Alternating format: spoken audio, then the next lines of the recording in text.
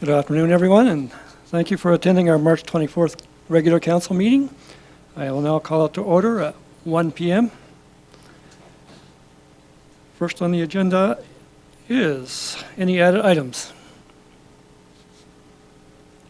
No, don't see anybody. So adoption of the agenda, a motion to adopt. Oh, okay, we're consensus. We're moving on. Adoption of the previous minutes. Any errors or omissions noted? Not seeing any, then we have consensus. Okay, delegation and presentations. Who will be introducing our assessor? Okay, CEO Williams. Thank you, Deputy Mayor Walsh. Today with us, we're happy to welcome Grant Clark, who is our assessor for more than a few years, I do believe, but I'll let Grant get to that. So, Grant, if you just want to come to the podium, we have your presentation on the screen and microphone ready to go. Welcome.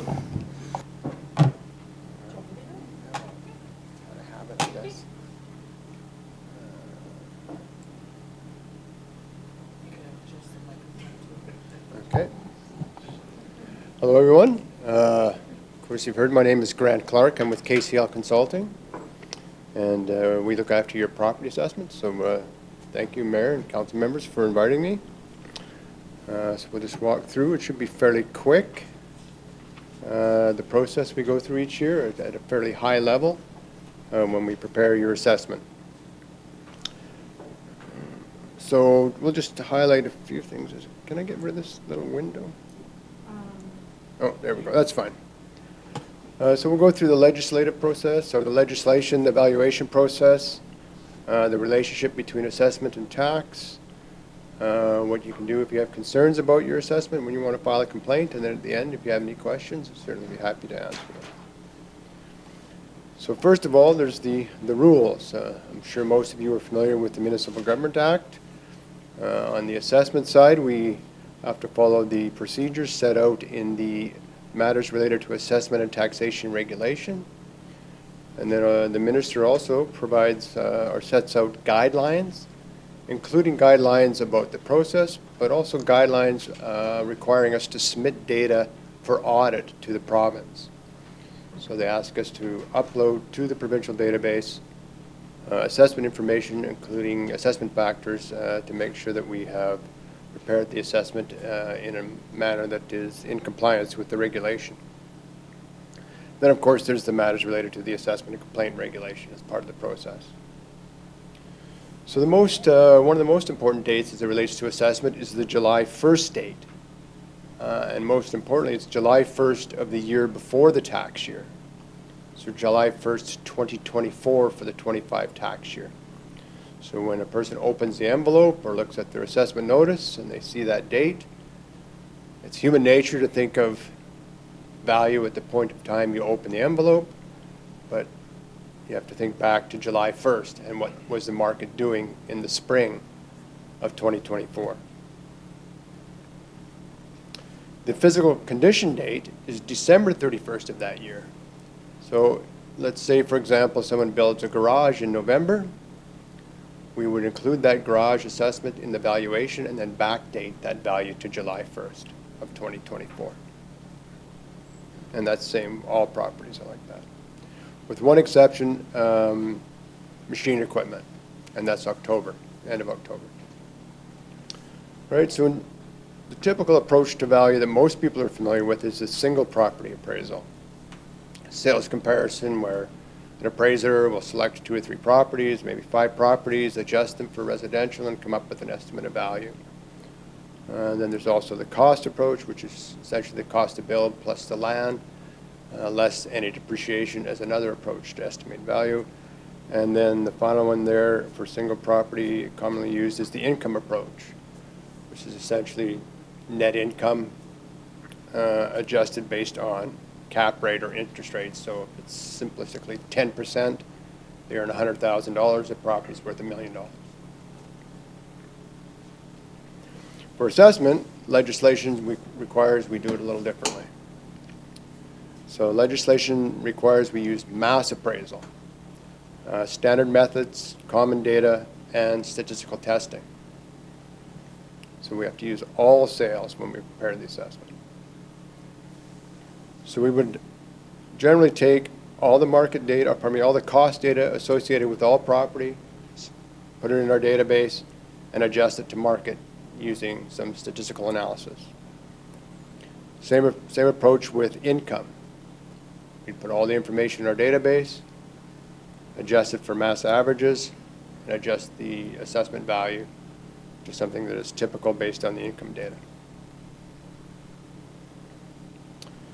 So, of course, we have to gather all this data, get in our database, and there you can see a list there. I won't go through all the items, but that's our data source and where we would go to gather this information. That's the kind of information we add to our database. Again, another long list there.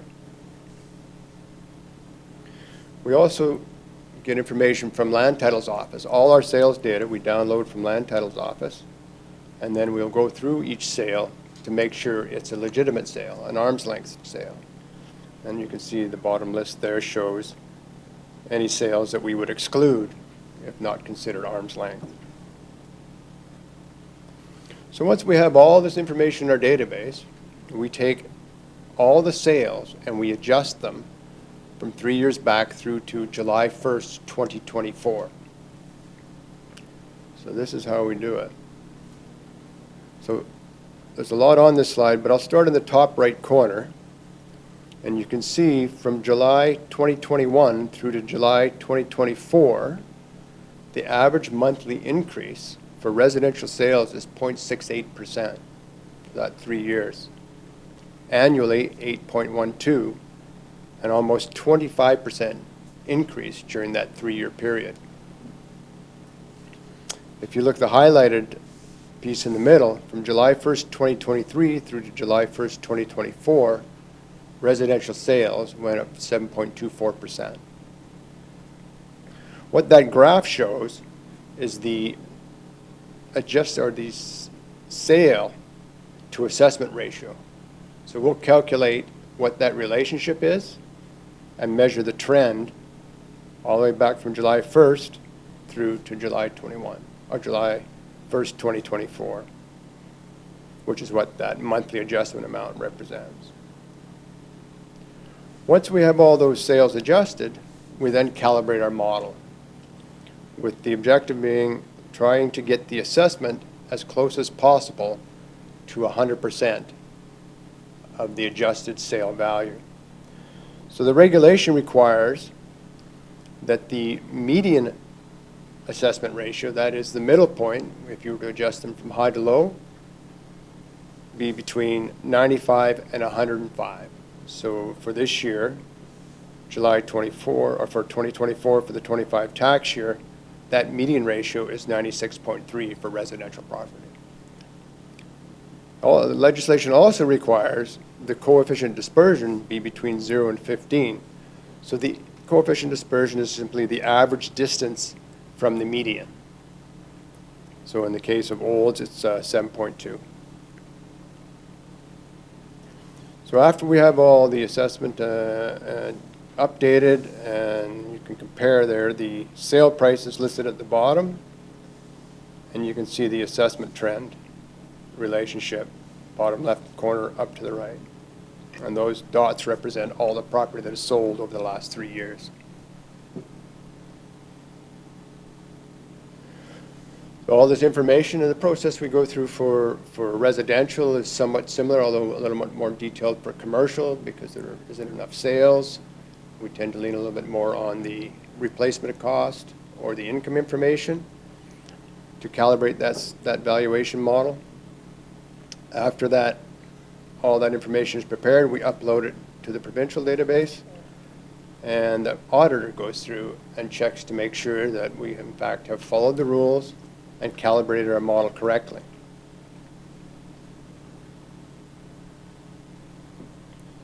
So that is a long drawn-out process, but the bigger challenge sometimes is communicating what we've just gone through in terms of process to the property owner.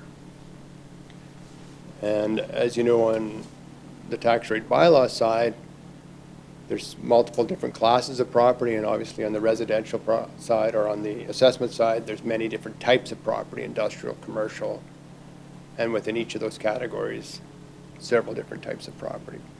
So it does become challenging to communicate that relationship. So for assessment, your share of the assessment pie is your share of the tax pie. That's how we start the communication, to help people understand. And over the years, the easiest way I've found to communicate this is create sort of an abstract view of a town with two properties and explain this relationship. So the first row of the next four scenarios are the same. So if you look at the second row, you can see that the assessment pie started at 800,000, went to $1 million because the property value went from 400,000 to 500,000. The share in the assessment pie in both cases is 50-50. The tax pie didn't change at 10,000, so the taxes didn't change, even though the assessment went up. We look at scenario 2, the assessment went up 200,000 for one property, but remained the same for the other property. The tax pie didn't change, so one property owner's taxes went from 500,000, went from 5,000 to 6,000, and the other owner dropped by 1,000. So in this example, the reason for the increase in taxes is related to what the assessor did.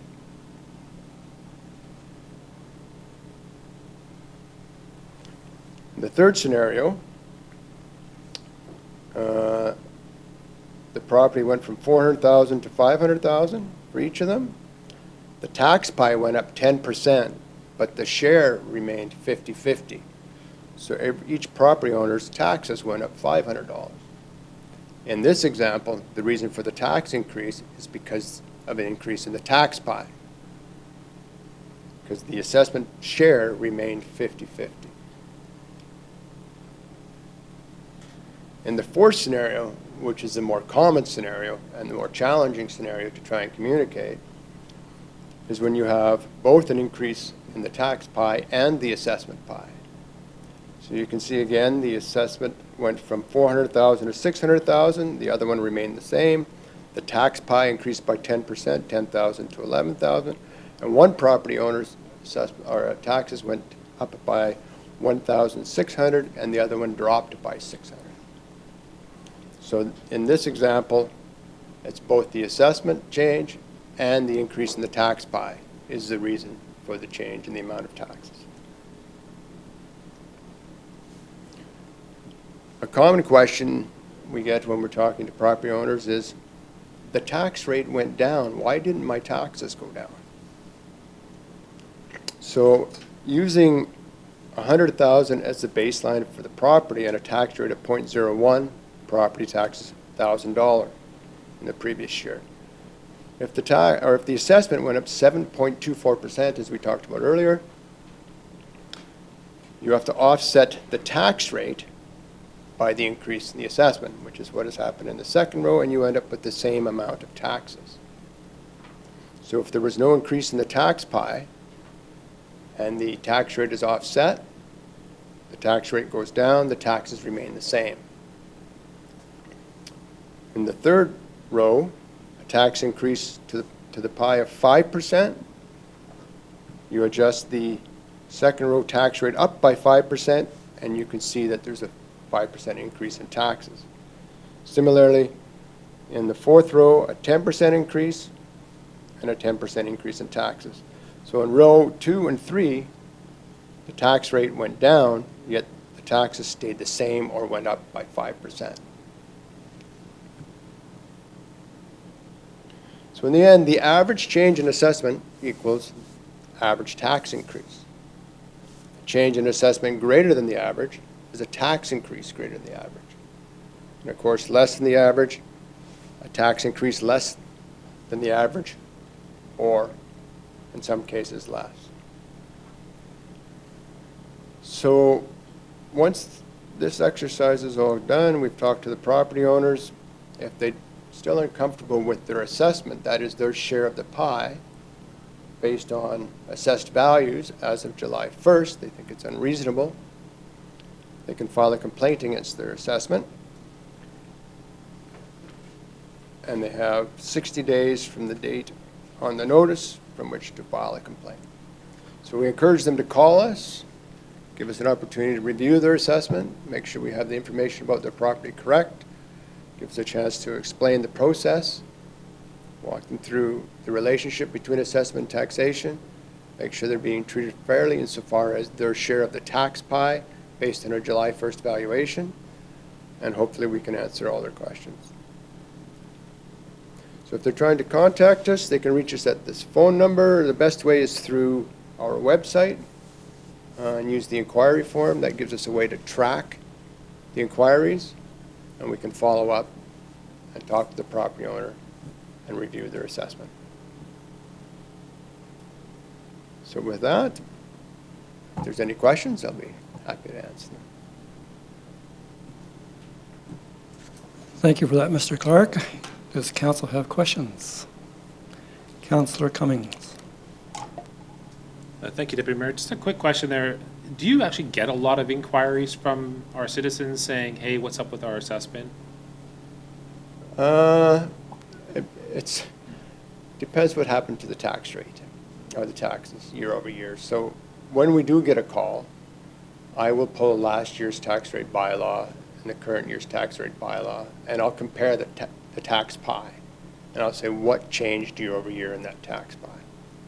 And once I know that percentage, if the assessed value is near that average, then I would expect their taxes to be near the average change in the tax pie. Having discussed that, then the next question is their assessment reasonable? So we do get a fair number of questions, but if there is a big jump in taxes, we'll get more. So Ryan, go ahead. Thank you very much, Deputy Mayor Walsh. I was wondering, Mr. Clark, first of all, could you give us a bit of background on yourself, maybe explain to people who might be watching, residents would like to know maybe a little bit about how many years you've been doing the assessment for in Olds, you know, what kind of qualifications you need to have, because I get a lot of questions about that. And also, you know, and how many years maybe that you've been doing assessments, not just in the town of Olds, but I'd like to have that provided to our viewers. And I do have a question, if that's okay, Deputy Mayor Walsh. And that was just on your first opening remarks with regards to the property assessment on the single property approach. You showed us 3 different ways of doing it. Do you use all 3 when doing an evaluation on the property, or do you sort of have a good idea of what the community already is looking like and use just one, or how does that work? So the single property appraisal approach is more often applied through banks and appraisers to come up with an estimate of value. We will consider it and look at it when there isn't sufficient enough data to do a mass appraisal approach, which is the approach required under legislation.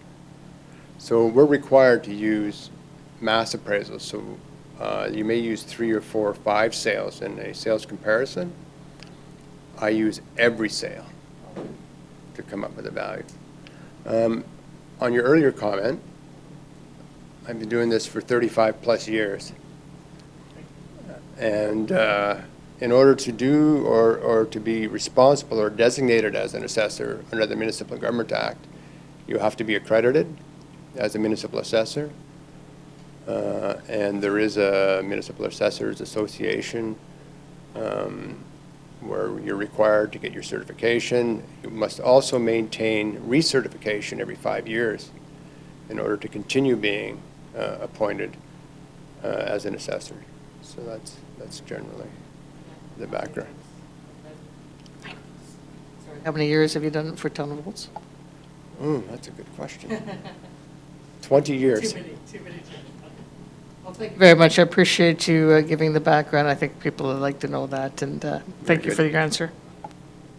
Councillor Wilson, go ahead, your question. Thank you, Deputy Mayor, and through you to Mr. Clark. I have two questions, but we'll see how it goes as far as other questions from the floor. Grant, a big topic occasionally is tax fairness within our town, and I'm sure a lot of towns. And I think for 2025, our tax need for the town's about 11.8 million. Can you talk about some tips, some best in class, what you see and experience in other municipalities, towns, and cities as far as the split res, non-res? Because my understanding, if I'm connecting the dots properly here, that potentially is a lever for administration and council with respect to the assessment and hence influencing the tax, is whether we're going to use a 50-50 split or something along the lines of 52%, 48. Am I correct, or am I totally off base? Well, the challenge with your question is generally it's not for the assessor to get involved in tax policy. In fact, our industry is against it. It's important that the assessor look at the assessment from the point of view of independence. So I determine the share of the assessment pie, which is your share, becomes the owner's share of the tax pie. But as far as how that tax pie gets allocated or created, that's, if you will, outside of my lane or not part of the assessor's role in this process. We try to be independent of the tax policy.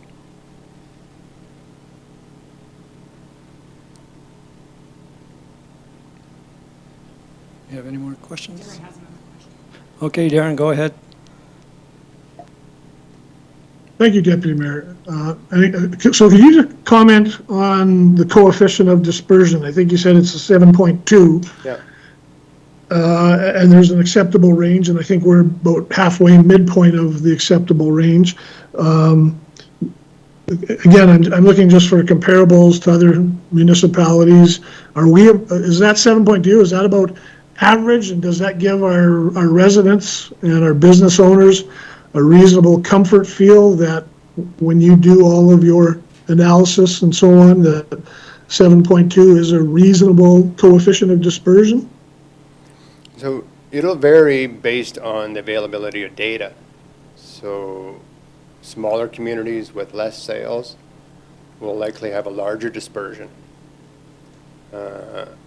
So it is a bit challenging from that standpoint to come up with some proper comparisons. I'm not familiar what they would be for towns that are comparable to Olds, but these numbers are subject to audit by the province to make sure that they're reasonable.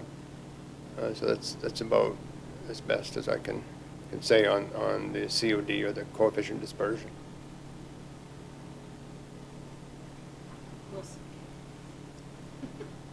So I'm going with Councillor Daly, then I'll get back to you, Darren Wilson. Thank you, Deputy Mayor Walsh, and through you to Greg.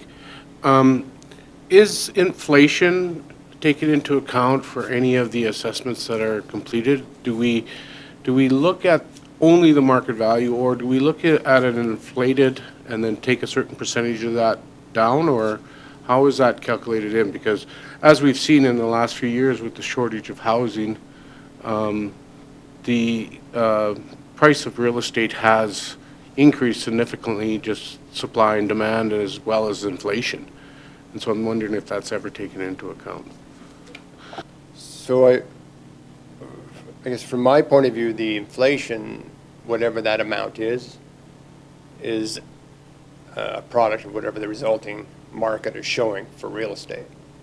So in this slide, I don't know if you see the slide I have in front of you, whatever the market for real estate is as of July 1st is what's represented in the assessment. How much of that is the various kinds of inflation? I'm sure there's some in it, but we don't isolate it and speak to it other than measure what the market's doing.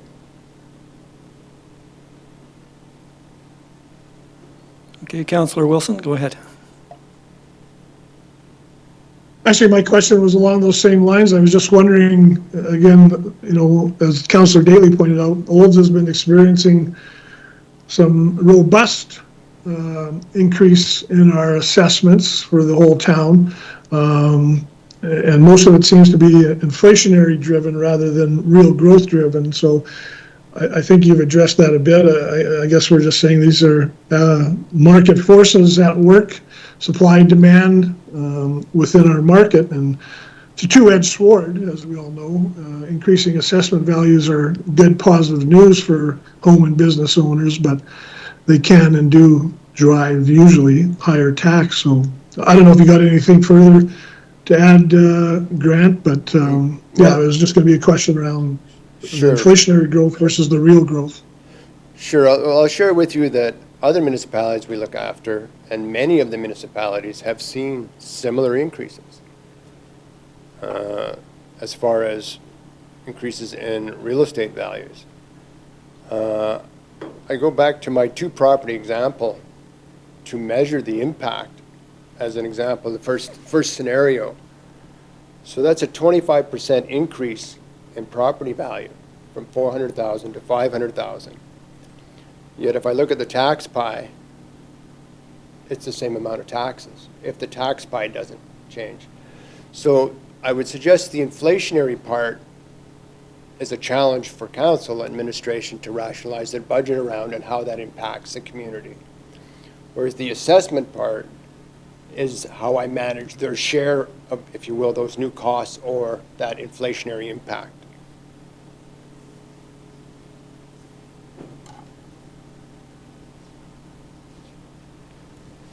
Do we have any more questions? Keep missing you, Darren. Okay, go ahead. Nope, that's fine. And I'll be brief, and it's more a comment, because we will, as council knows, we will in the next month and a half be proceeding into our tax bylaw for 2025. And to touch on your comment there, Grant, yeah, our challenge is with assessments increasing. And when I engage with residents and tell them, well, hey, the town hasn't really increased the mill rate for some period of time, at least not substantially and very randomly, and it's all driven by assessment. And the response I get from some astute residents is, well, don't give me that, Wilson, because it's a counterbalance, right? Assessments are going up, so you can offset some of that P-tax pain with a decrease in the mill rate, which we haven't really done. And again, more a comment than a question for you, but there'll be an interesting discussion council has in the next month. Yeah, and I guess I'll just on that comment, that's why if I go to the slide where I show the impact of the tax rate and what the challenges are, I try to convince owners not to talk about the tax rate, because the tax rate itself is just another mechanism to calculate your share of the tax pie. If you were to take your assessed value and determine what percentage it was of the tax pie, and then took that percentage amount and multiplied it, what percentage it is of the assessment pie, and then took that percentage amount and multiplied it by the tax pie, you get the exact same number that the tax rate creates. So the tax rate is just a factor that's created. And unlike, for example, people hear the tax rate go up or go down in the context of property tax, they think taxes go up and down. And that's not what that rate represents.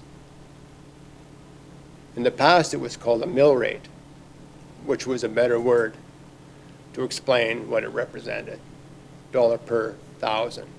Tax rate, in my view, misleads a property owner as to what it represents. Tax rate, even in an example, if you look at the third row, taxes went up, but the tax rate went down. Why didn't my taxes go down? Right? If you look at the fourth row, it went up a minor amount, the tax rate, but it didn't go up anywhere near the 10%. So focusing on the tax rate leaves it a bit of a challenge. So I focus on tax pie. What did it do last year? Year-over-year change. And that represents the percent change. And that percent change relative to the average is a typical increase. So above and below allows you to rationalize how you're impacted.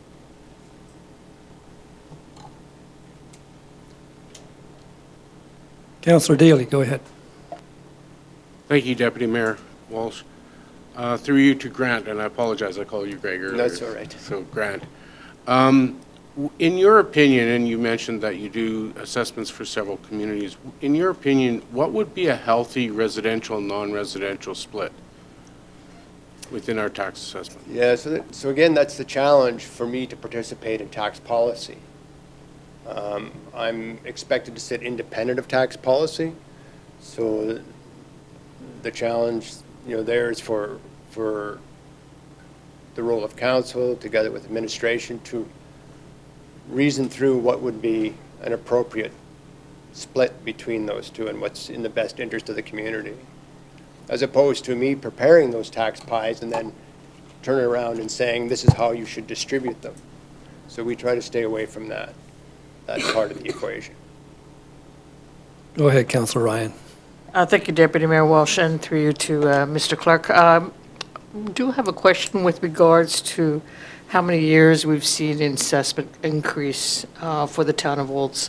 And I imagine it's the same for a lot of smaller towns of our size and nature.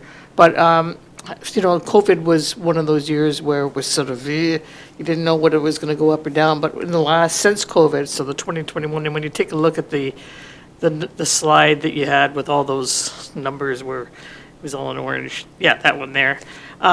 Well, we're looking, it seems to me that we're continuing in a total increase. And I don't know if that's inflation is part of that as well, but are we seeing this constant increase in assessments, and can we expect to see that going forward in the next couple of years as well? So that is purely measures what the market is doing.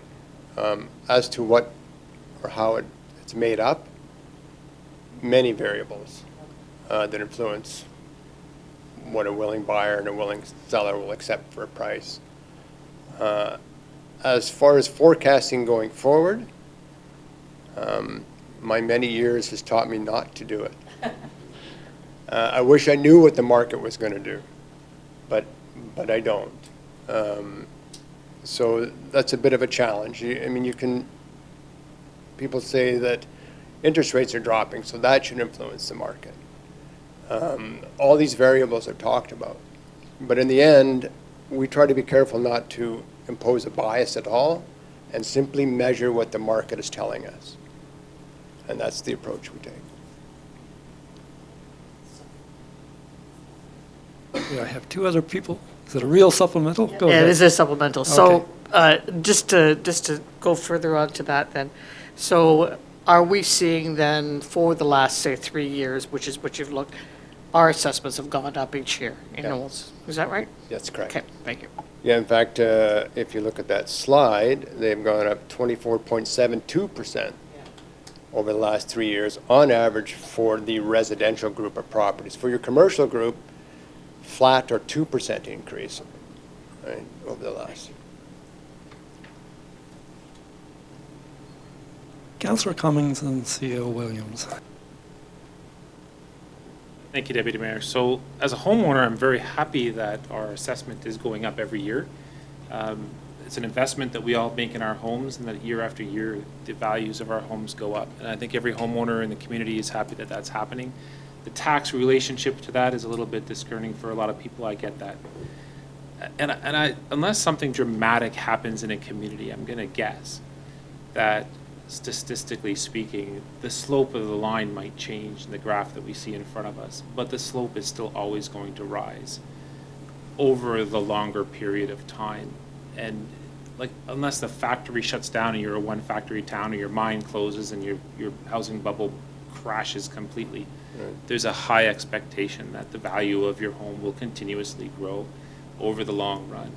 So I think that's a pretty standard expectation in most communities, and I can see Olds is going to continue to do that, whether it does it at such a sharp rate as we're seeing over the last 3 years, that's hard to guess, and I appreciate your attempt at trying to gauge the future, but it's just really hard, I think, for everybody in the whole country to gauge what it's going to go up and what it's going to go down.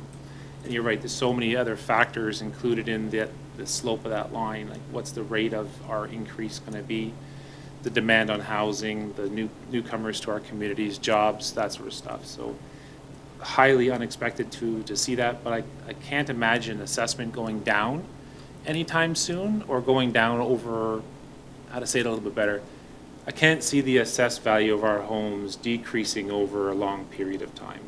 It doesn't seem natural to me in our society that we would ever see a downward slope over a longer period of time.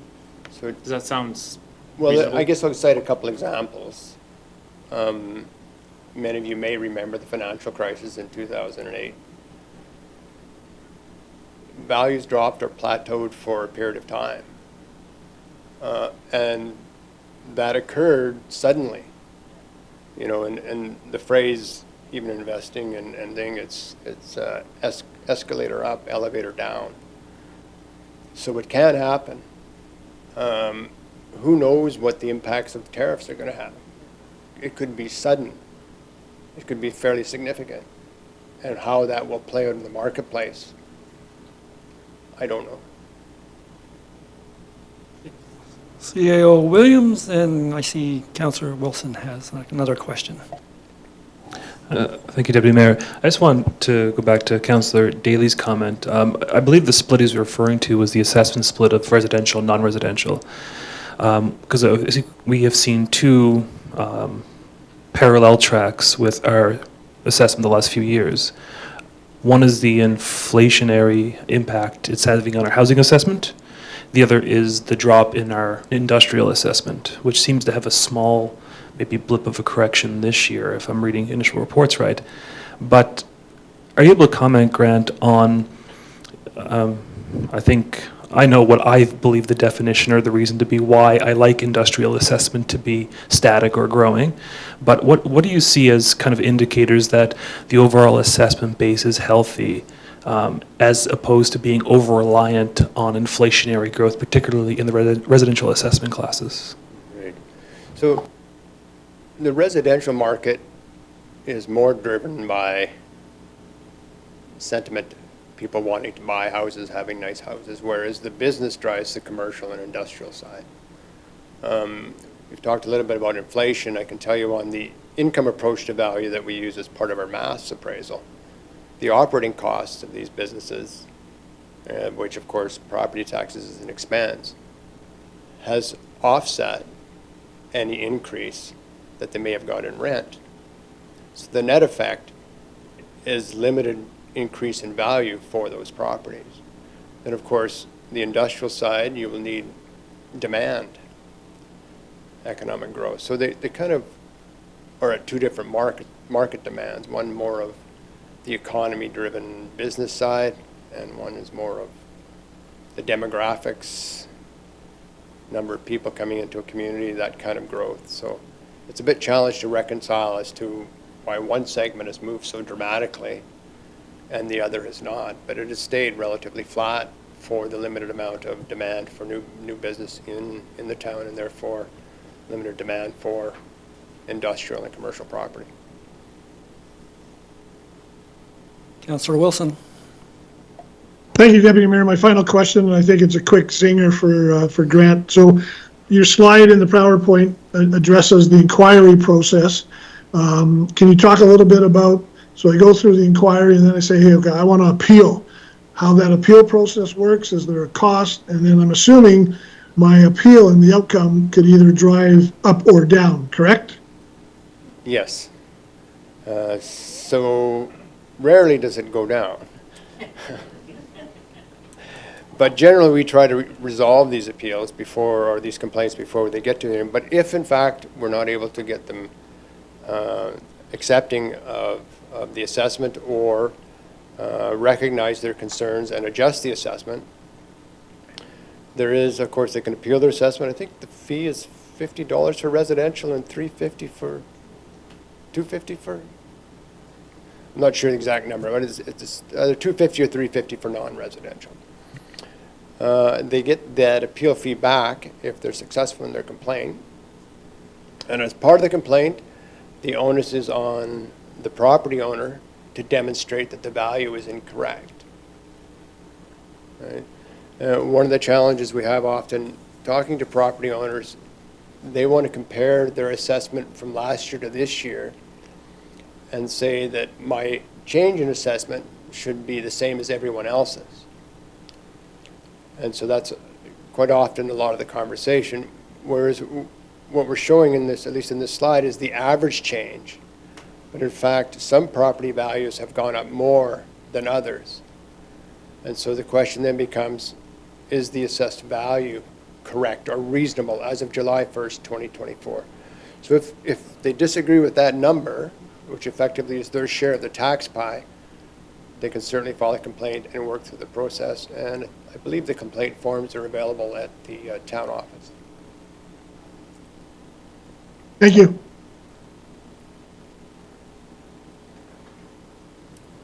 I see no other questions. So, Mr. Clerk, I thank you for your presentation, very informative, and it's always a challenge to explain to residents Yes, it is. the All right, assessing rate. thank you.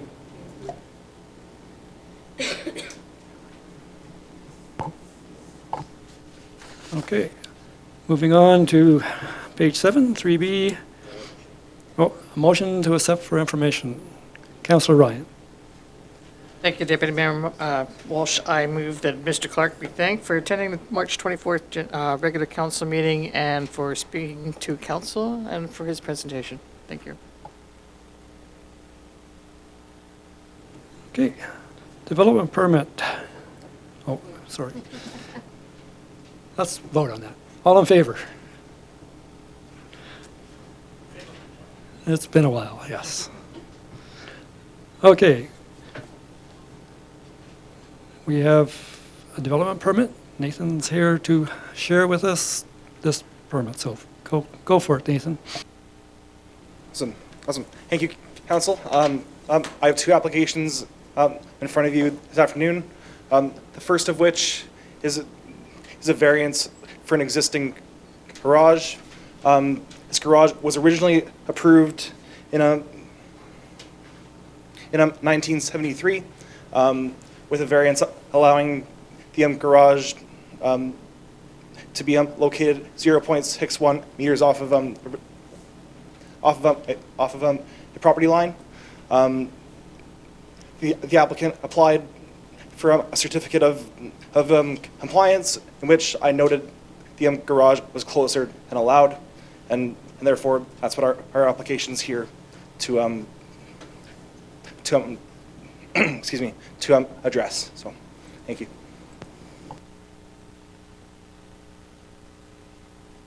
Okay, everyone's had an opportunity to look at this. Any questions? Councillor Cummings. Thanks, Deputy Mayor. I just have a quick question in the general process of an application like this. Here we have a property that's been in place for almost as long as I've been alive. Almost, not quite. And to me, it would be reasonable, because of course we could never tell them to tear this property down, because the judge would turn around and say that's ridiculous, and we would lose that in court. The reality of the situation is, in my mind, there ought to be a part of the land use bylaw that grandfathers in properties that are assessed like this as an administrative adjustment. And I guess my question to administration is, can we adjust the land use bylaw to grandfather in properties that are requiring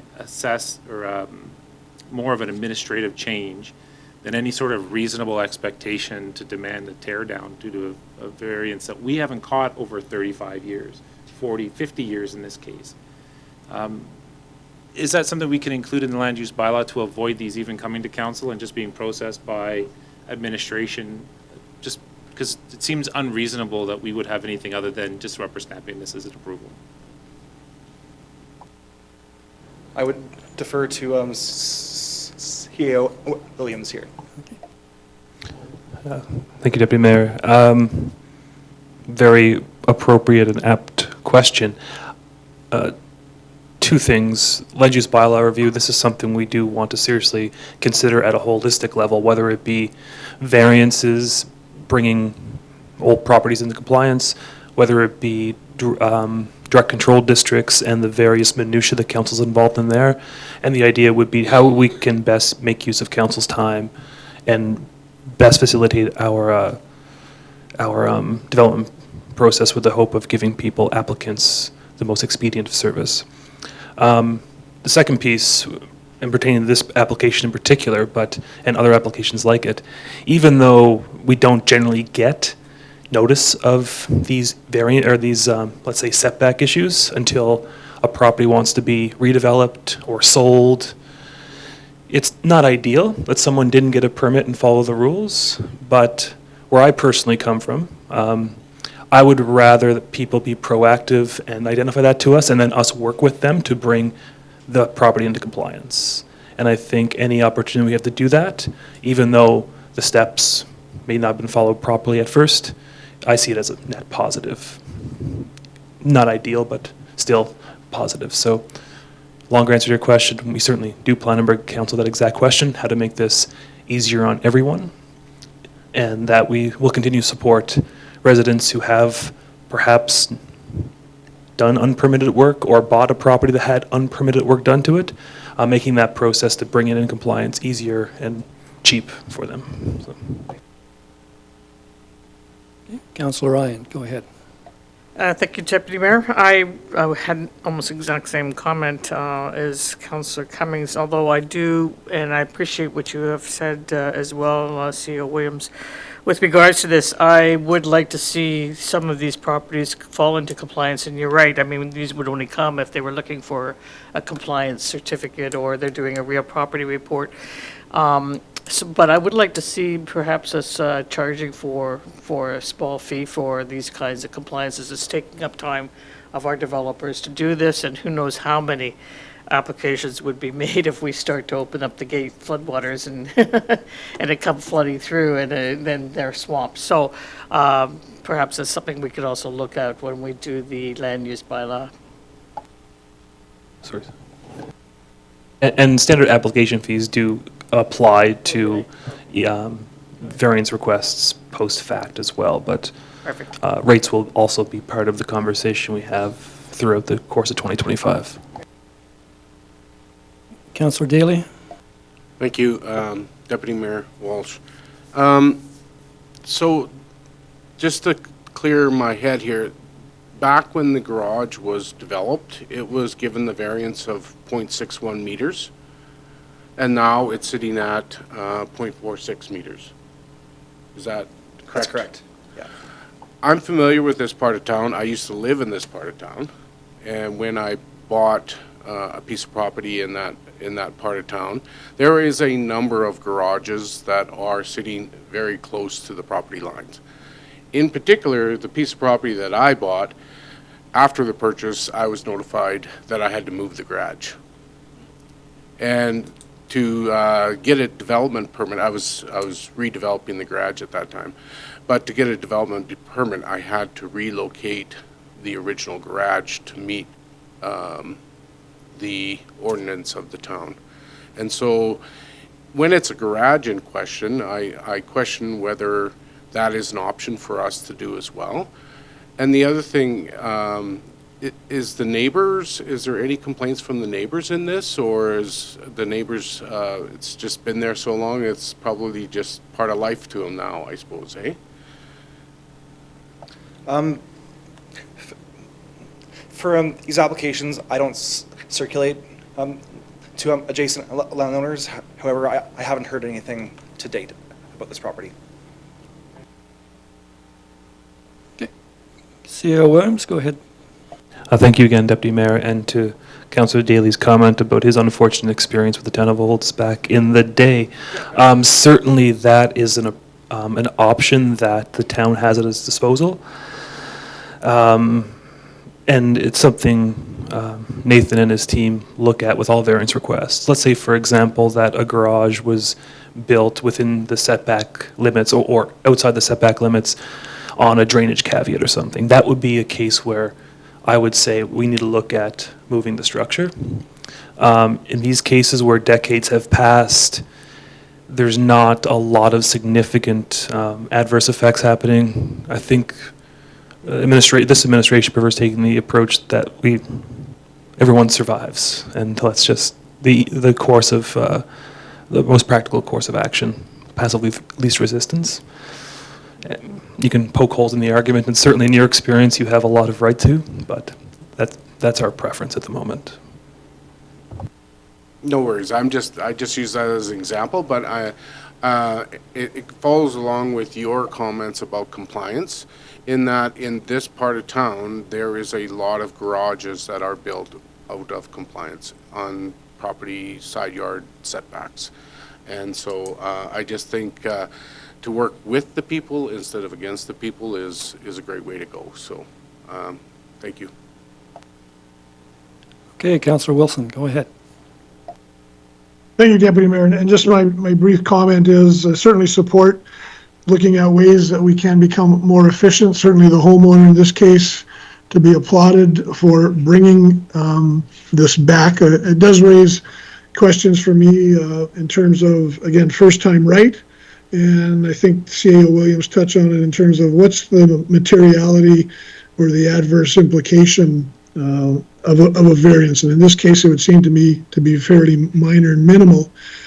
And I also appreciate with staffing issues and concerns, we can't go out and check and trust but verify every permit that has been granted and that it is in compliance. But certainly, yeah, I look to first time right and streamlining the process for sure. Thank you. Go ahead, Nathan. And to that point, I'd like to point out that as a condition on almost all new accessory buildings that have a permanent foundation, applicants are now required to submit a surveyor's report noting that the building's properly located. So. Thanks for that clarity. Thank you. Okay, I would entertain a motion. Go ahead, Councillor Cummins. Thank you, David Mayor. I move that council approve development permit application DP 25-031 as presented, subject to the conditions listed in the attached draft development permit. Okay, thank you for that. All in favor? That motion's carried. Okay, we have a second development permit. Councillor Daly, go, you can speak. Thank you, Deputy Mayor. I'll excuse myself for this discussion, and I'll be out in the waiting room.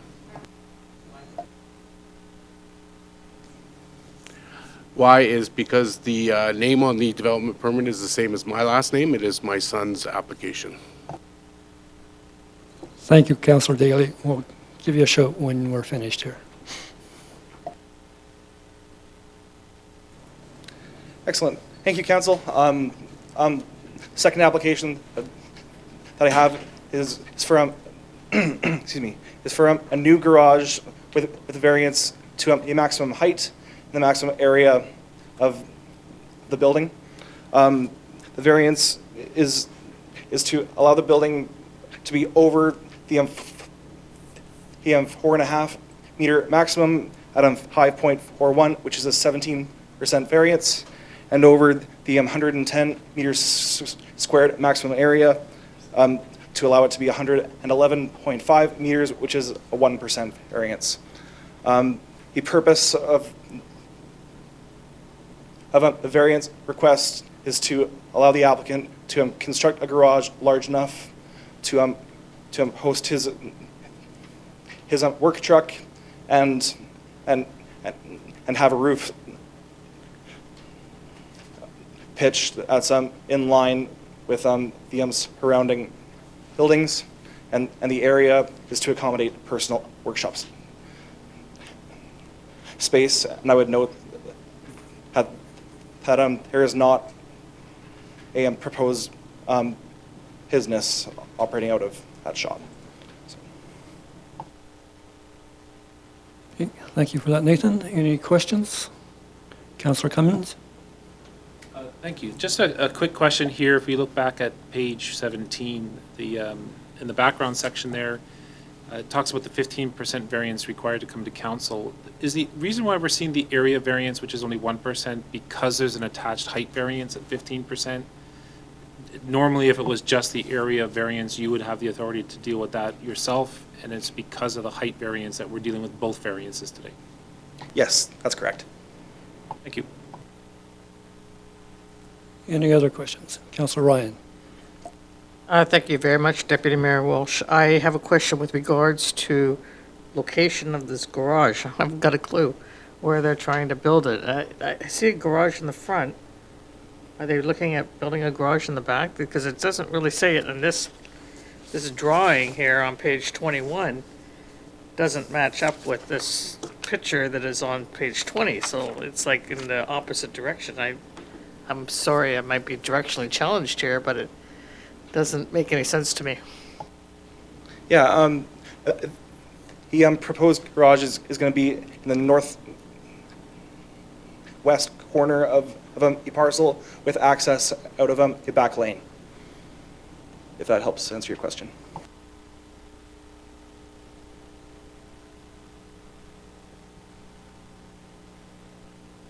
Go ahead, Councillor Ryan. Thank you. Supplemental to that, then, so he's got a garage in the front, and this is building a 3-car garage in the back, is that correct? That's correct, yes.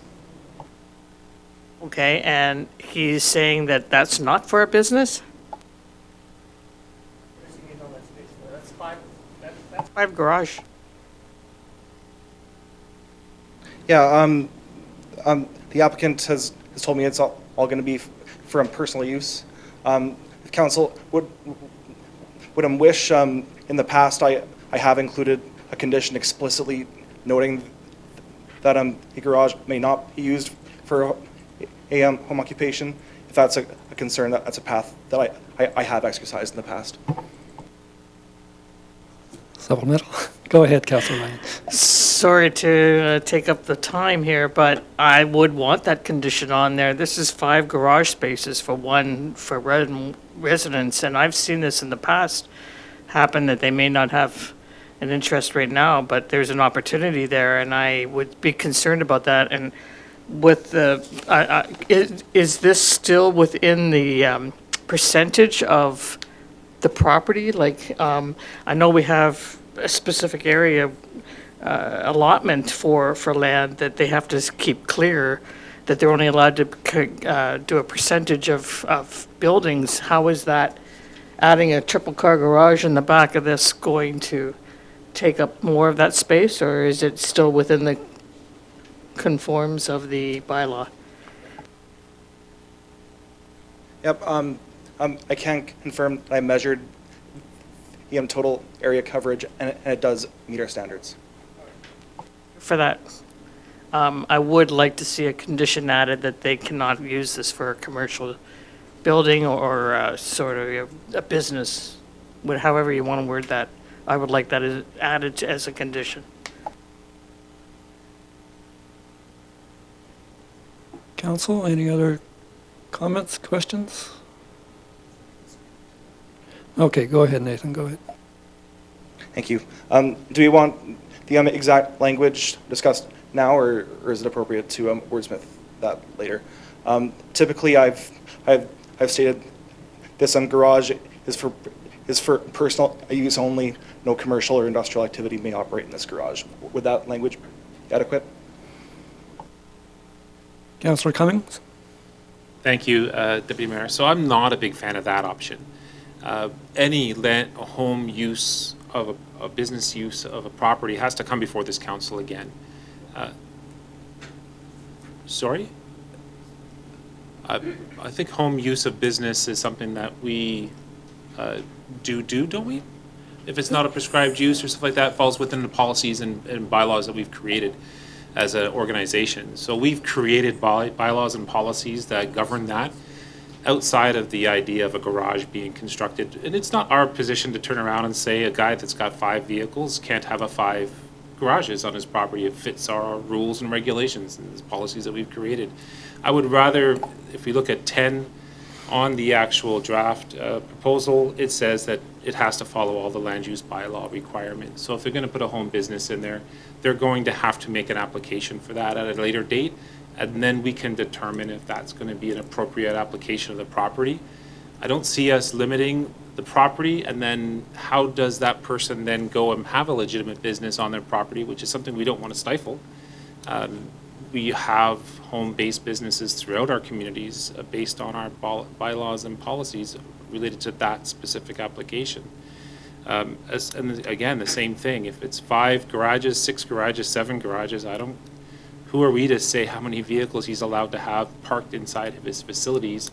It just seems to be a little bit overreach on our part, so long as it fits the bylaws and policies we've created. I see no reason to go here.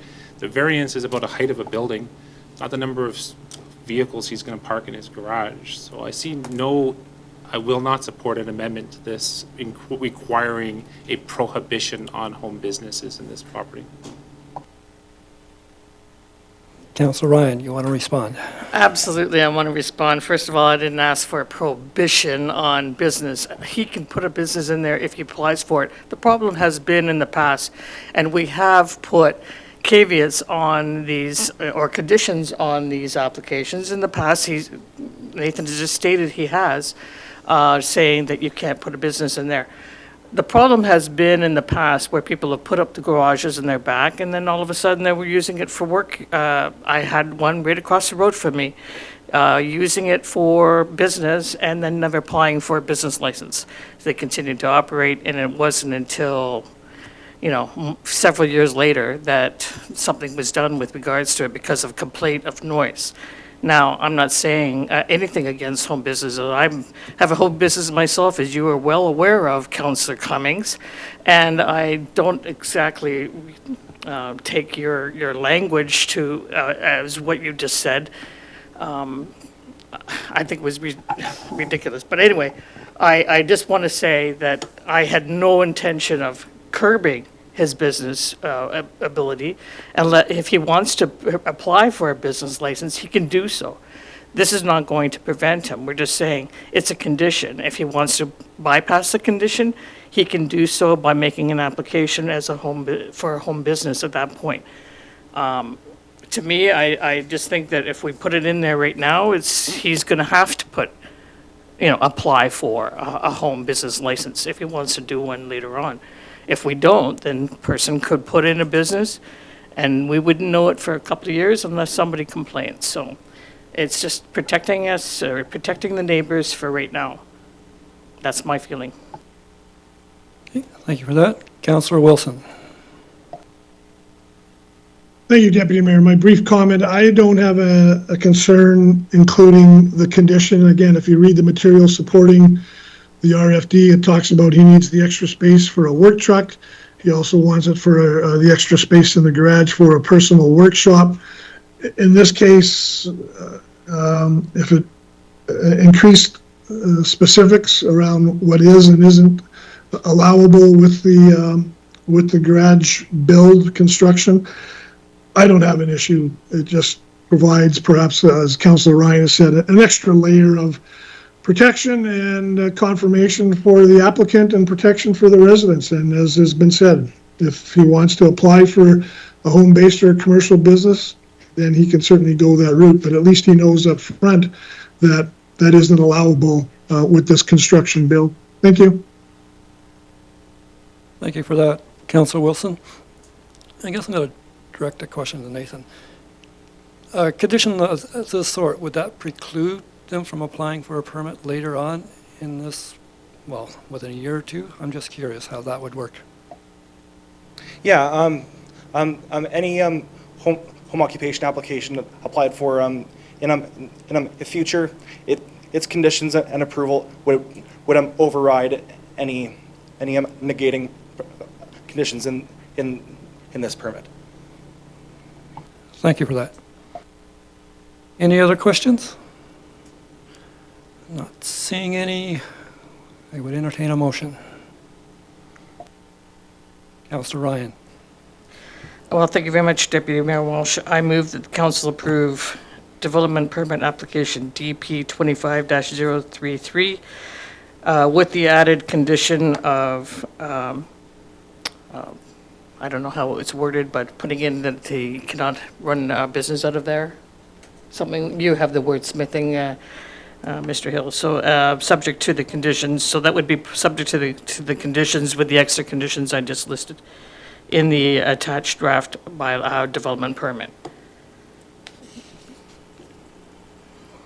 Okay, thank you for that. Any questions? Not seeing any. All in favor? Thank you. Motion's carried.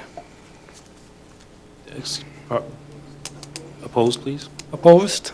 Sorry about that. Thank you. Motion's carried.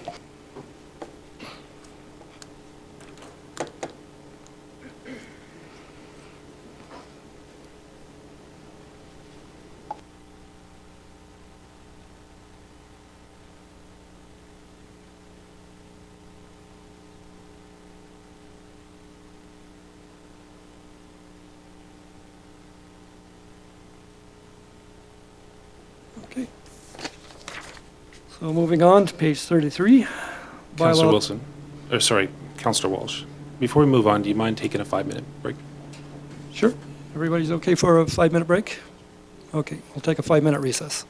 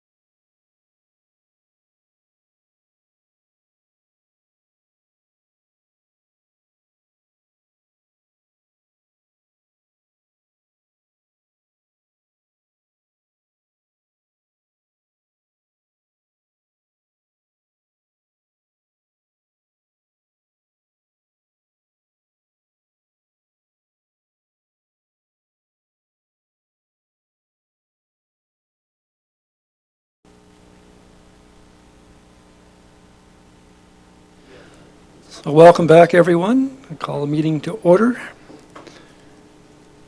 So we're moving into bylaw 2025-05, land use bylaw, 01-23 amendment.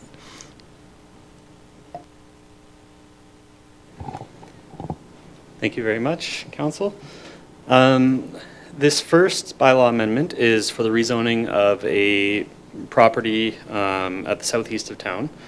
The subject parcel is the remainder of the original quarter section, currently zoned urban reserve. Bylaw 2025-05 proposes to rezone this parcel to light industrial, the I-1 district, to align with the Southeast Industrial Area Structure Plan in order to facilitate further development of that industrial area. This is just a first reading, so the recommendation is that bylaw number 2025-05 be given first reading as presented, and that Monday, April 28th, 2025 at 1 p.m. in council chambers be set as the date, time, and place for a public hearing on this bylaw. Thank you. Thank you for that, Mr. Sloan. Any questions? Erdo, go ahead. Yes, Deputy Mayor, would you like one motion or separate for public hearing? And I'll call for separate. okay, thank you.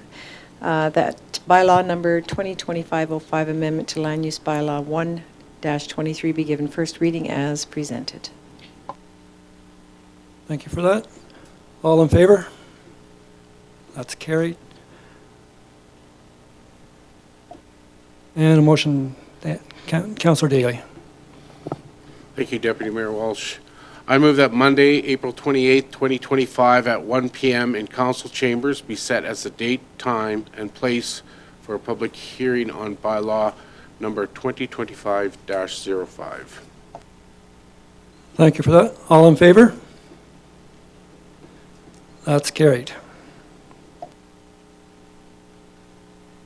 Moving right along, we have another bylaw 2025-06, land use bylaw 01-23 amendment. Thank you again. This second bylaw amendment is also for simple rezoning. Subject parcel is located at northeast quarter section. This is the Vistas, the next phase of the Vistas residential development. It's currently zoned urban reserve, and this land use bylaw proposes to rezone a portion of this parcel to R1 for low-density residential. We've also received an application for this for the subdivision of these lots that you see on the screen that we are processing simultaneously with this. So the recommendation again for this is that bylaw number 2025-06 be given first reading as presented, and that Monday, April 28th, 2025 at 1 p.m. in council chambers be set as the date, time, and place for a public hearing on this bylaw. Thank you. Thank you, Mr. Sloan. Any questions? Councillor Cummings, go ahead. Actually, just have a technical question about these area structure plan or these development plans that get built up like the Vista. So we have a plan, it's a bylaw for the entire Vista development. And then we have to, every time they build a phase, we have to switch it out from urban reserve to the particulars of that section. Is there a way to incorporate that process all at once so that when the development plan comes forward, there's an automatic transition from the development plan urban reserve transition to this without having to go through this whole process, because we've already went through it with the creation of the area structure plan to begin with. I'm just wondering if that's an option in the future, or if that's completely out of the legislative realm to work on. Great question. There is a way for that to happen, and that is if they do all of the rezoning at once, even if they're not doing all of the development at once. So we have seen that, for instance, with the Caswell area structure plan. That entire 88 acres, I believe, was rezoned. There's no urban reserve left in that area structure plan. That was done, I think, in 2002 or so. That was done because the applicant, the developer, chose to apply for it that way. For the most part, we do see it more like this, where the rezoning is done phase by phase as the developer moves forward with their development. I think the reason for that is these take 10, 15, 20 years to build out from their initial conception, and their development plans might change over time as that happens. So, for instance, with Vistas, not this phase, but the next one that we'll likely see, they changed their area structure plan last year or 2023. So even if they had done the rezoning initially, they would have had to come here and do it again for that. Thank you. Councillor Wilson, your question. No question, Deputy Mayor. I will just make the first motion at the appropriate time. Looks like now might be the appropriate time. Go ahead.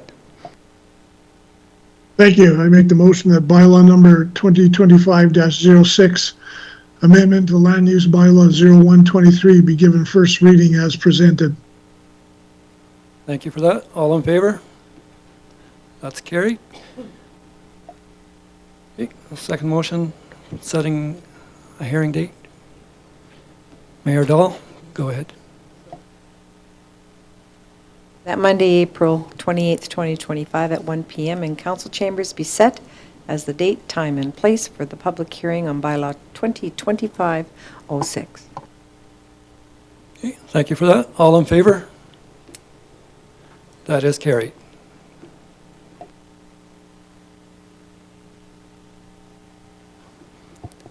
Moving into new business, we have Chief Administrative Officer Review Committee.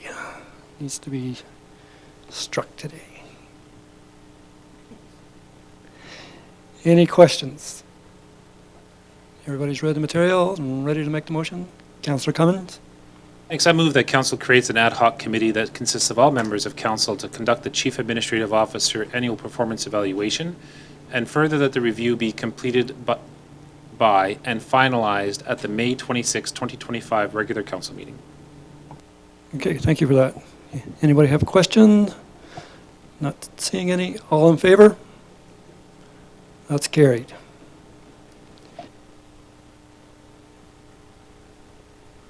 Page 48, Boards, Committees, Commissions, BCC's rotation test case. It's in front of you. Who would like to speak to this? Thank you, Deputy Mayor. So council discussed prior to the organizational meeting at adoption of the change to your salary, our compensation model to a salary model.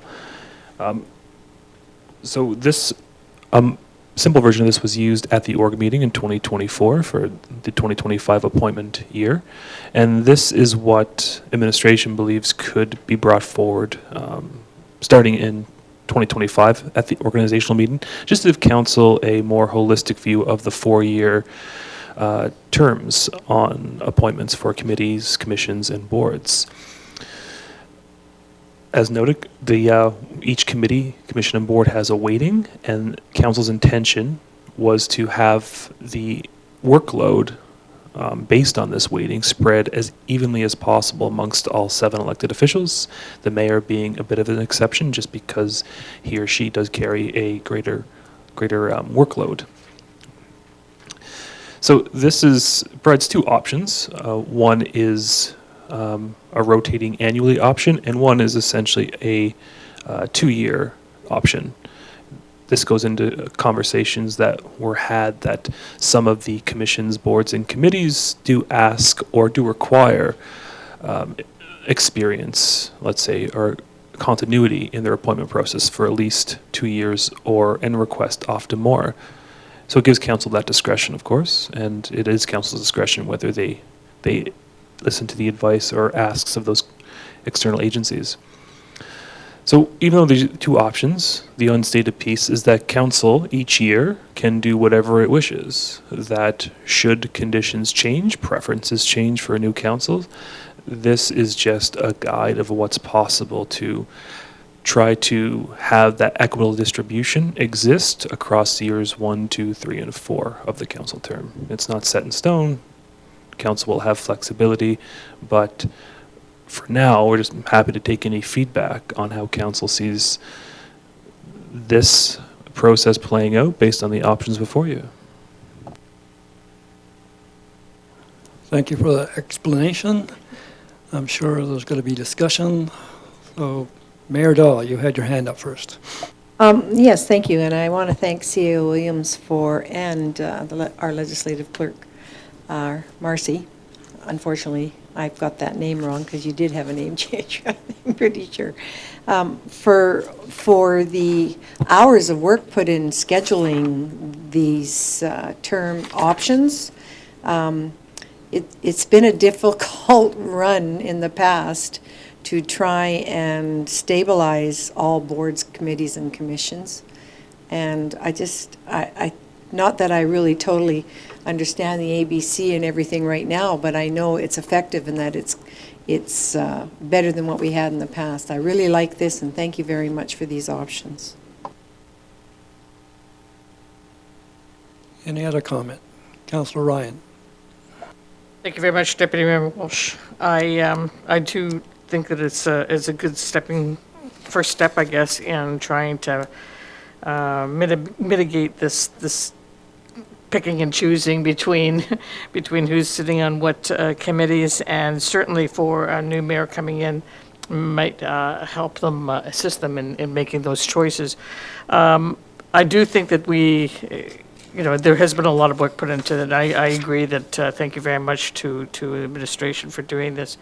I do agree with what you've said, CEO Williams, with regards to some commissions wanting a longer-term commitment because of the consistency, and certainly there's a major learning curve. I mean, I'm sitting on the wastewater commission, and there's still things I'm learning even in my second term on that particular commission. So I do feel that some of these commissions might need the 2 years, and some of them might not. Like, you might not need to have somebody in for 2 years on, say, the library board or for CAPE or something like that. But certainly this is a good way to start, and I'm not sure which option would be best, but certainly if you mix together maybe option one and then adding in a 2-year term for each of the commissions, that might be a good way of balancing that out and the requests from those commissions for that consistency.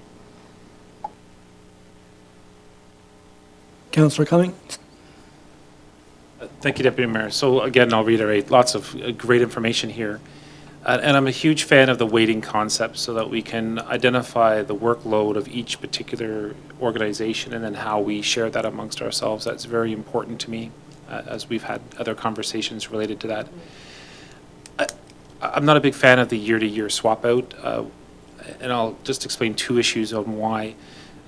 Councillor Ryan hit the nail on the head with the complexity of some of the issues that are being dealt with currently and that we can see in the future from some of these organizations like the Wastewater and Water Commission.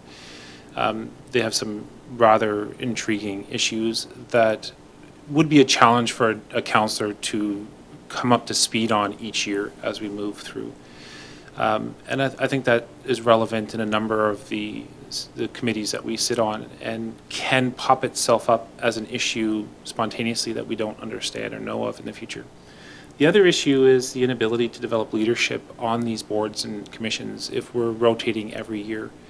As you know, I'm the commissioner for the chair of the commission for the Waste Management Commission, and I wouldn't have that position if I had only been on that 1 year out of the 4 years on there, right? So as a community of our size in our community, we are and should be taking leadership roles in all of these events and organizations as much as we can, and by rotating out every year, that is limited in its scope. And I hate to see that as a deterrent. And again, too, there's the one other issue, and that's the some of us are passionate about certain things, and every group of 7 that we have at this table are going to be passionate about certain things.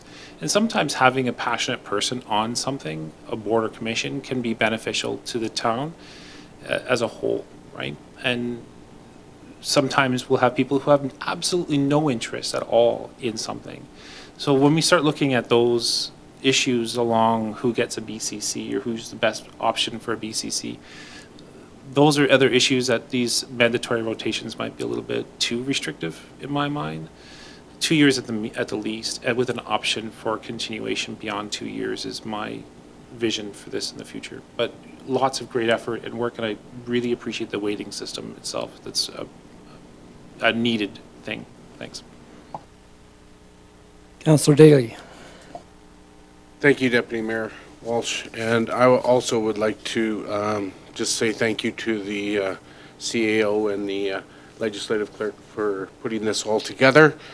The thing that I see, and I agree with what Councillor Ryan and what Councillor Cummings has already stated, I think some of those more complex boards and commissions need to have a longer stint on than maybe some of the other ones. The thing that caught my eye right away when I looked at these two options was the workload rating at the bottom. On option 2, there is a difference of 6 points from the lowest to the highest, and I think if we take a look at a solution that of a hybrid, as Councillor Ryan has mentioned, in regards to maybe the commissions and boards being a 2-year stint, and then looking at some of the meetings in the 3 and 4 category, putting them as a year rotational throughout the council would probably help you level out those workloads a little bit more. Gives you some more breaking points where you can add some to somebody and take some away from other people. So that's my comment when I first seen it. But again, thank you very much for bringing this forward and all your hard work on it. Mayor Dahl, comments? Thank you once again. Great information sharing around the table. The part that would be the saddest is that a new council would come on and they would, as Councillor Cummings shared, some people are doing things that they don't like. Well, that's an option for them to speak up when the mayor asks, what would you like to sit with? And sometimes you get all 5 or 6 of wanting to do the same thing. We can't forget the learning curve that elected officials are elected to do. You have to move at least every 2 years and let somebody else have a fair chance to learn too. They might be the person for the position, but you never know unless you move them around. But again, that'll work itself out in the future. Okay, my comment would be leaning towards 2-year terms on these boards and commissions, mainly because of the learning curve. It takes time to get to know how some of them only meet every other month. It's like you'd have 6 meetings for the first year and 6 for the following year, so it will be difficult to balance it all out. And yeah, the leadership on these, especially commissions and other boards, usually go to the longest serving person on that commission or board. So we're only there every year. We can pretty well write Olds off as taking leadership on any of these positions.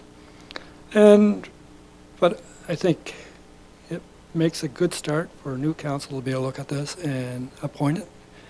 And I think Mayor Dahl is right. If you want to have a change, then it's your opportunity to speak up and say, I'd like to switch next year. But I think this makes for a very good guideline to start off a new council. So I'd support number 2 anyway. And I was waiting for Councillor Wilson to chime in. Thank you, Deputy Mayor. My very brief comment, I support option 2. I like the 2-year rotation for all the reasons that have been stated. Certainly I'm big on the professional development.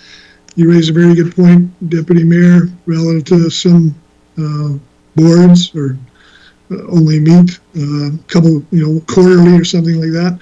I'm all for a 2-year rotation. I'm also all for keeping it simple. I don't want to overcomplicate this, and sometimes you just gotta buck up and take a committee posting for 2 years and know that in the end of 2 years you'll move on to something else.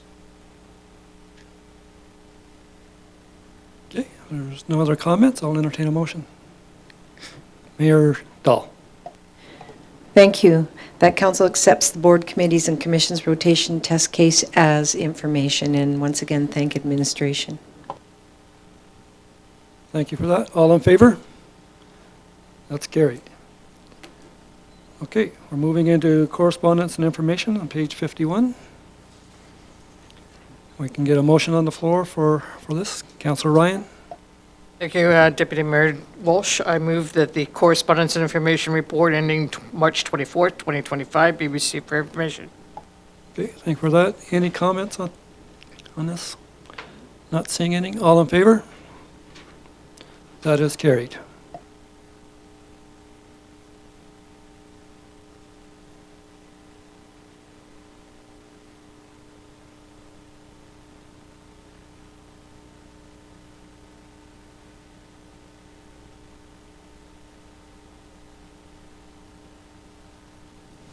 Okay, we're moving into council reports.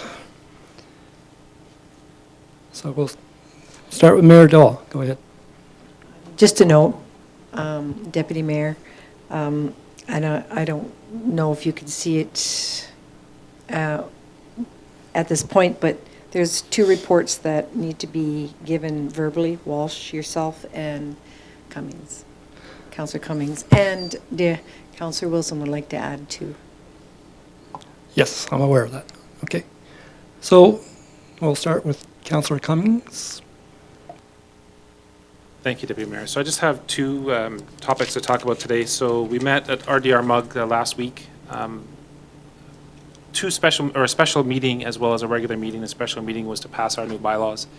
I'd mentioned previously that we were not in compliance with the Societies Act, and we recreated some policies or our bylaws to become compliant with the Societies Act, so we're now compliant, yay.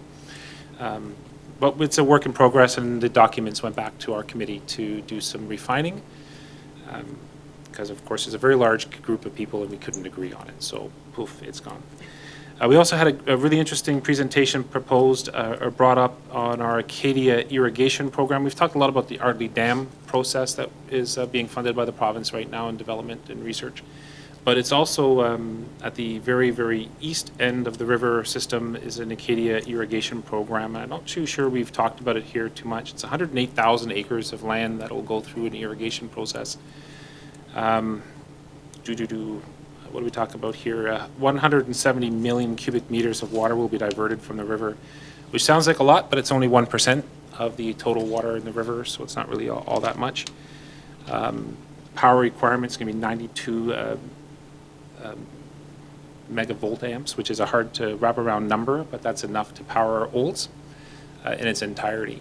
The creation of a gas-powered power plant as well as a solar power plant to produce most of that would be required. Total cost is $2.5 billion. So that's in stage 2 planning and development right now. Stage 3 is the full cost analysis of the process, which is beginning now. Or, sorry, I'll correct myself. The decision to go to phase 3 will be completed at the end of this month. So we'll know more at our next meeting that if that's a planned process. The only real concern to us as a municipality is that 1% increase in water flow into the Saskatchewan River Basin would represent a bigger chunk for Red Deer River because it's obviously the smallest river. And it would take our limit to within 50 million cubic meters of our maximum allowable amount, 500 million, which the province would then trigger an automatic review of that. So it would create a little bit of growth pressure on Red Deer, the city itself, more so than us, because we're not even close to using our own allotment of water. So that was a concern. And that was the gist of that meeting. We also met with the Mountain View Regional Waste Management Commission. I'm not sure if you're all familiar with the landfill, but where the scale is right now as you drive into the landfill, that is the next phase of the landfill. So the scale house and the large wooden building next to it need to be removed and relocated. It was decided at our last meeting that the scale is actually going to come forward onto the roadway into the farmer's field that's there, and that process has already begun. The wooden building is simply going to be destroyed, and the plastic Quonset, I guess, or plastic-looking Quonset, over to the west is going to be redeveloped as being the only shop building on the premises. It will never be part of a landfill, which is a smart thing.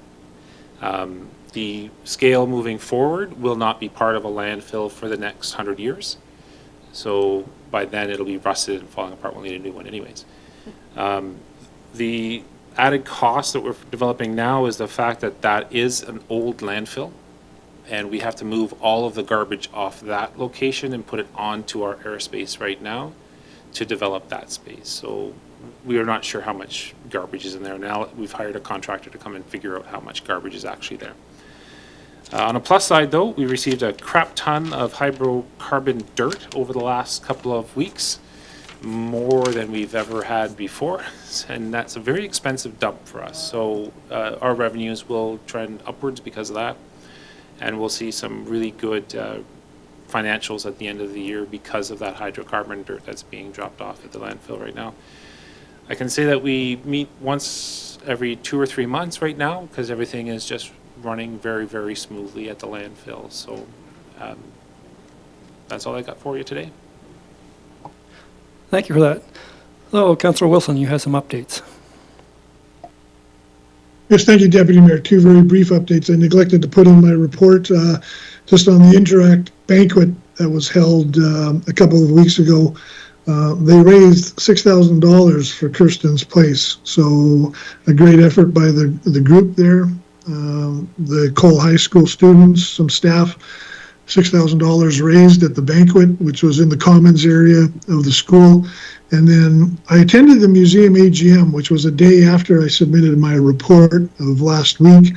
And as we all know, the museum is a small but passionate and dedicated group of loyal individuals, volunteers, and a few employees. And they are making some small, encouraging steps forward.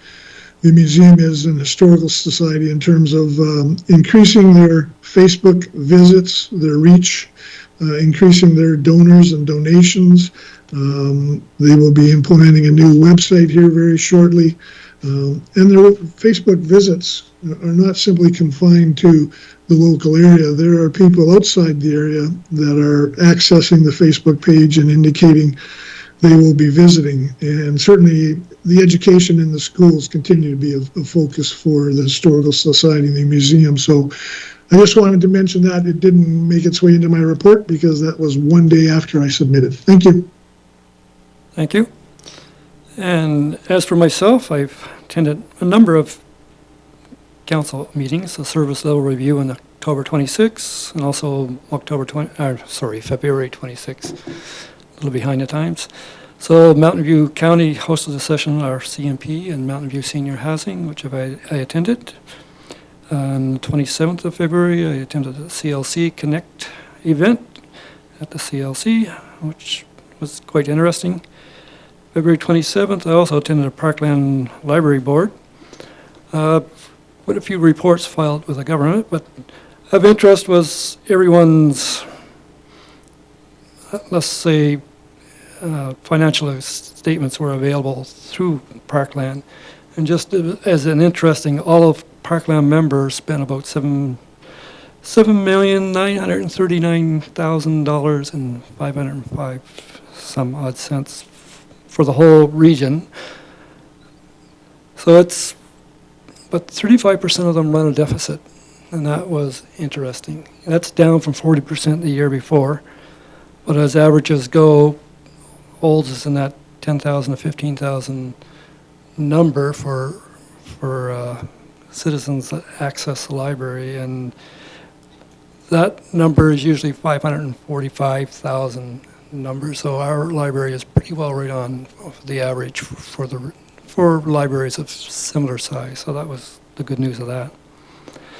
I also attended the EDAC committee on March 4th. And helped with the Mountain View Lodge birthday bash. The mayor asked me to attend on her behalf. It was a very very nice ceremony for 6 people from the age 97 to actually almost 102, so it was huge. And I attended March 19th, the library AGM. Approved the budget, which council is aware of, and a very good presentation from the library manager, which he'll be bringing it to council. And also, just for your interest, Infest Olds has launched their Fast 5 Friday newsletter. So they highlight 5 business wins for our town every Friday. So if you're interested, that might be a nice email to get every Friday. So that's me in a nutshell. Anybody else have updates for theirs? Okay, a motion to Councillor Ryan. Thank you, Deputy Mayor Walsh, and good to know about the Fast Friday. Fast 5, Fast? Fast 5 Friday. Okay. That's 5 business wins for the. Are they doing that, so they're sending out emails, are they posting that on their? There'll probably be Investolds? Investolds, Okay. yes. All right, thank you. I do have a question both for Councillor Daly and for Councillor Cummings with regards to the President's Summit and the Leadership Caucus. Both of you attended as well as I did, as Mayor Dahl, Councillor Blatz, and Councillor Wilson was online for that.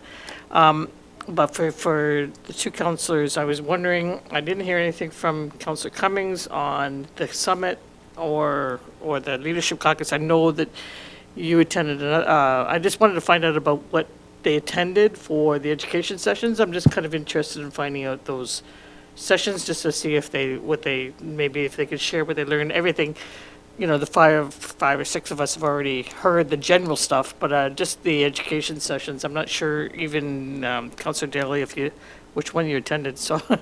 I know Councillor Cummings was in the same one as I, but maybe you have a different perspective than what I brought out in my report.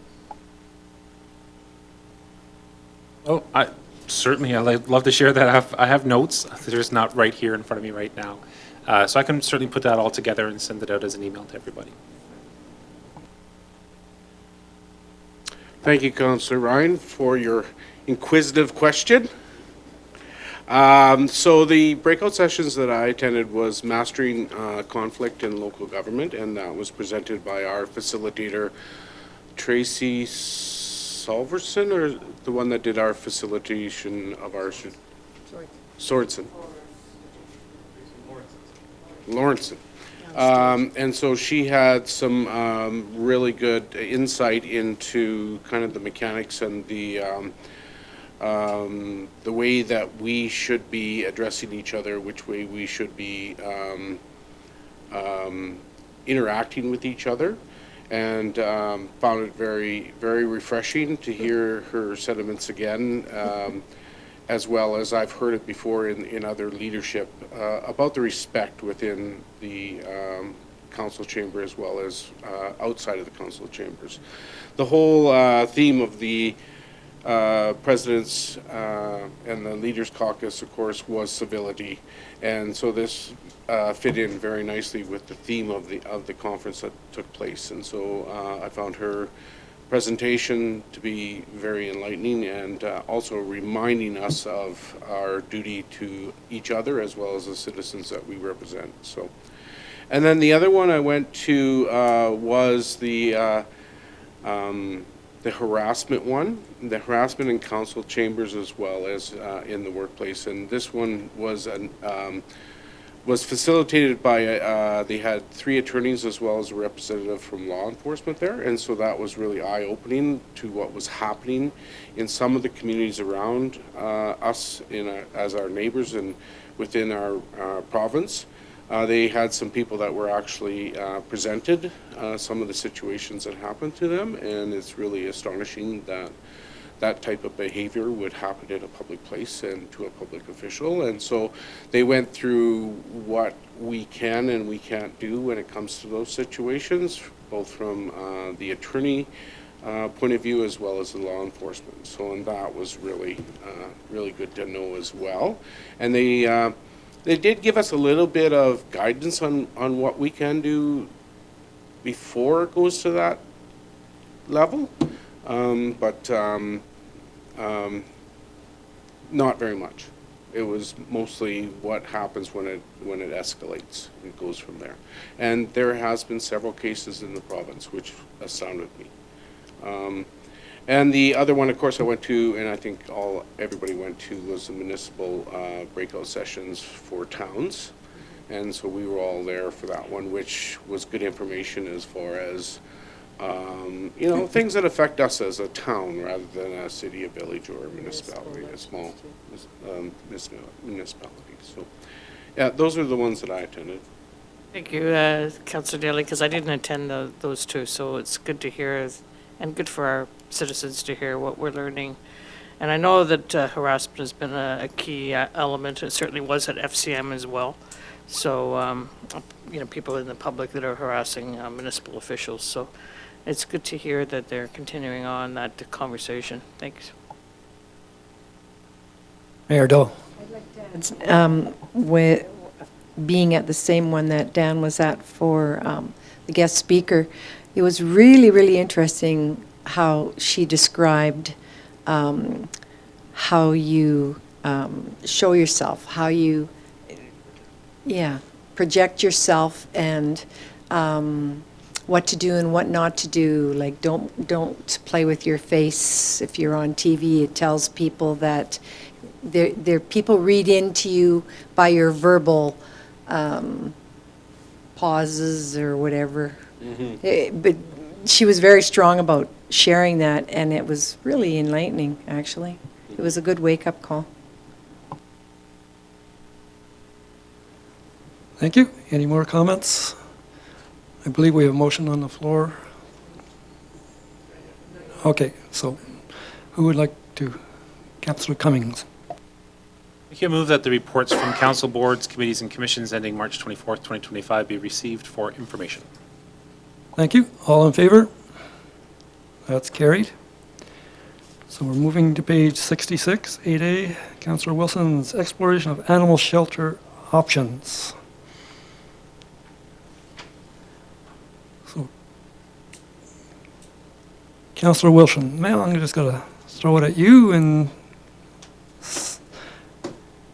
Sure. And I think the RFD is fairly explanatory, but for the benefit maybe of those that don't have access to the document, or many viewers and listeners, just a couple of brief comments. One, the RFD is meant for council and administration to be proactive and forward-looking.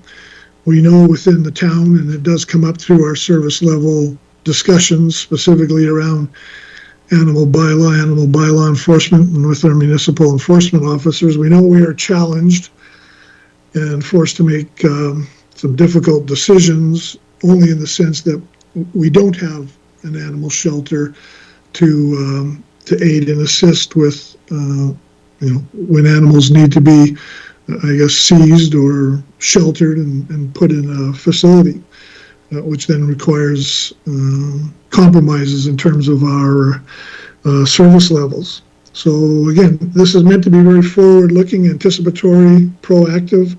It doesn't mean that we will be setting dollars aside in any budget or incurring costs for such potential facility and so on. We obviously have, and we all know, we have other challenges ahead of us in the near term here relative to infrastructure, nor are we in a crisis situation with animals running rampant. But again, we do on occasion talk about cat population and dog and dogs and so on. So, and this just recognizes that any solution is not going to be capable by the town of Olds itself. It's going to require collaboration and partnership with a variety of groups, everybody from the county, neighboring municipalities, perhaps some existing facilities that are involved with animal and animal care and sheltering, certainly the province, the college perhaps. So this is just an ask and a request of council to direct administration to start to put a little bit of a framework together, forward-looking around what some potential solutions would be in this area. And with that, I will end my verbal barrage. Thank you. Thank you for that, Councillor Wilson. Any comments? Mayor Dahl. Yes, I'd like to share, I received an email on March 21st with regards to stray animal issue that we spoke about in a previous council meeting. I was not sure if I should mention the name, but I will say that the person works in Bowden but lives in Olds, and states that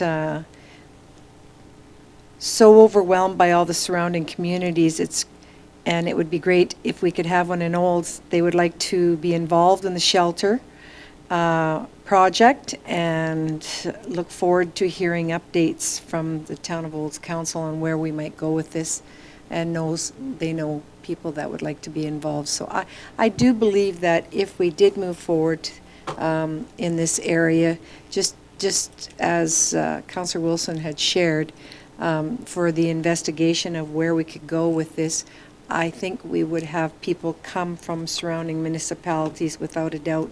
They stated that Didsbury and Crossfield have wonderful shelters. However, they're so overwhelmed themselves by surrounding communities. And I would support investigating this.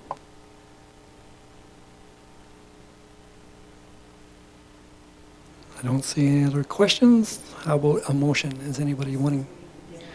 No. Sorry, Councillor Wilson, you're just really tiny on the bottom of my screen. I miss you sometimes. That's okay. It's the story of my life. No, and I appreciate the comments from Mayor Dahl. And yeah, we know this situation, fingers crossed, as we grow and our neighboring municipalities grow, and Mayor Dahl touched on, Bowden, Cremona, Didsbury, and so on. We know this is only going to become more and more of a situation that requires attention. And so again, my whole thought here is not to start and say we're going to build something, in 4 or 5 months' time, but to explore the options, as I said, that are there with a variety of potential partners, and just to get council thinking around what some solutions could look like. Thank you. Councillor Ryan, you had your hand up? I was just going to make a motion. Okay. Thank you, Deputy Mayor Walsh. I move the council accepts Councillor Wilson's notice of motion, animal shelters, as presented, and directs the Chief Administrative Officer, actually it should be administration, should it not? No, Chief Administrative Officer, sorry, to investigate accordingly and update council no later than June 30th, 2025. Thank you for that. All in favor? That's carried. Great, thank you. So now we're moving into closed session. Who would like a motion? Make the motion.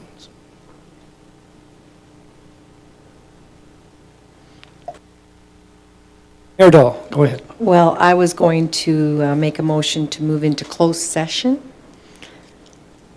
Okay. 3:53, go ahead. At 2:58.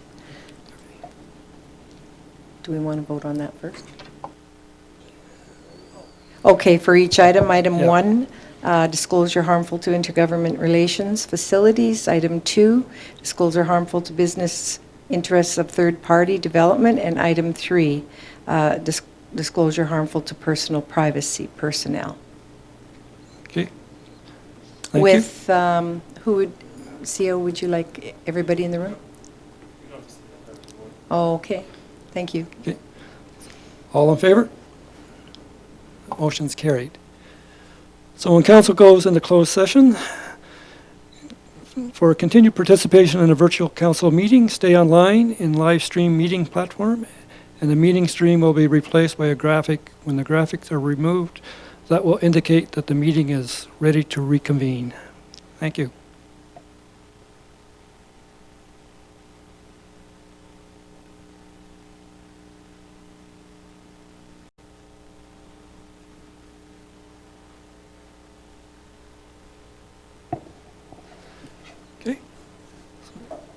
Council's back in session. Thank you for your patience. So a motion to accept item 1 for information. I'll make that. Okay. All in favor? That's carried. Item 2, a motion to accept for information. Councillor Ryan. Microphone. Thank you. I make a motion to accept the information on item number 2, disclosure harmful to business interests of a third-party development for information. Thank you. All in favor? That motion's carried. And Darren? He was just voting, I think. Oh, okay, you were just voting. A motion for item 3. Could we give a sec just to draft a motion first before we spit it out there? Should we have the time, like the estimated dates in there for the motion, or just some sort of, I think a general motion, just accepting Councillor Ryan's request for virtual. so I move that council accept or authorize Councillor Ryan to attend meetings virtually while up for medical reasons. Yeah, I would think that suffices. All in favor? That's, okay. No, he was voting. Okay, that brings us to the conclusion of our session, so council is adjourned. For 3:43. Thanks, everyone. Have Thank a you, good everyone. evening. Thank you. Thanks, Darren. See you later.